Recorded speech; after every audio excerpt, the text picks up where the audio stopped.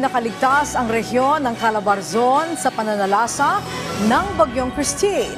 Sa katunayan, nasa ilalim na ng state of calamity ang probinsya ng Cavite dahil sa matinding pagbaha. Ang sitwasyon doon, alamin natin sa sentro ng balita ni Mela Lesmoras live.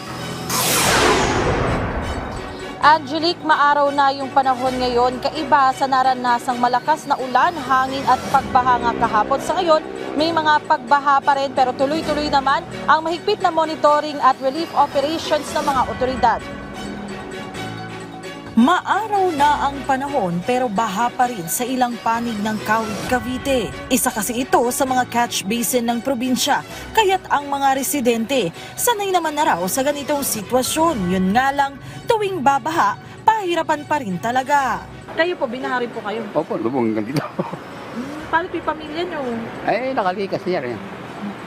Hindi sa barangay. Talaga mahirap po, hindi makalabas. Ako nga nagpapasama sa anak ko. Bakit po? Ay lumabas nga po ako at gawa nung puno. Ano ko kay Kap, babanggitin ko, baka buksan yung kuryente.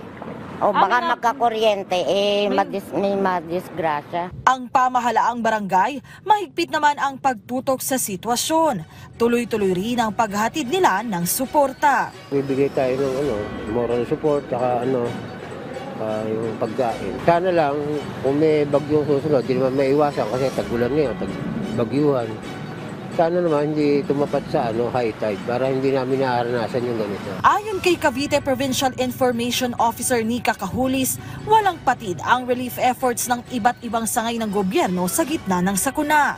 Sa ngayon, nakataas na rin ang state of calamity sa buong probinsya. Makatutulong ito para sa mas pinaigting na pagtugon ng mga otoridad at para magamit ng lalawigan ang nakalaang pondo para sa mga kalamidad at emergency situations. The provincial government of Cavite through our PDRMO Council has always been ready with all the disasters. As a matter of fact, the relief operations is ongoing.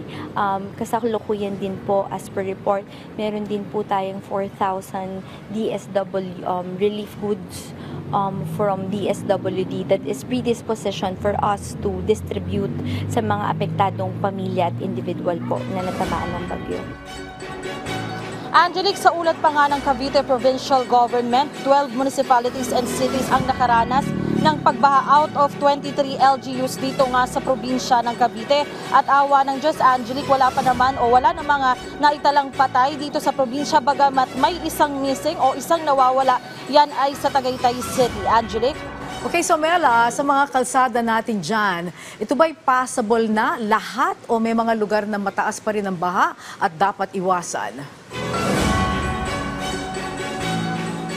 Angelique, sa ngayon may mga kalsada pa rin nga hindi madaanan ng mga sasakyan. Sa katunayan, Angelique, gusto nga rin natin nga pumunta sa Noveleta na isa sa mga lubos na apektado ng Bagyong Christine. Pero kanina sa ating malapit nga doon sa hanggang Kawit na lang tayo nakarating dahil hindi madaanan yung kalsada, mataas pa rin yung baha sa ilang lugar. Pero sa ngayon nga, Angelique, tuloy-tuloy yung mga hakbang ng mga otoridad para matugunan ito at matulungan yung mga apektado nating kababayan. Angelique? Okay, maraming salamat sa iyo, Mela Lesmoras.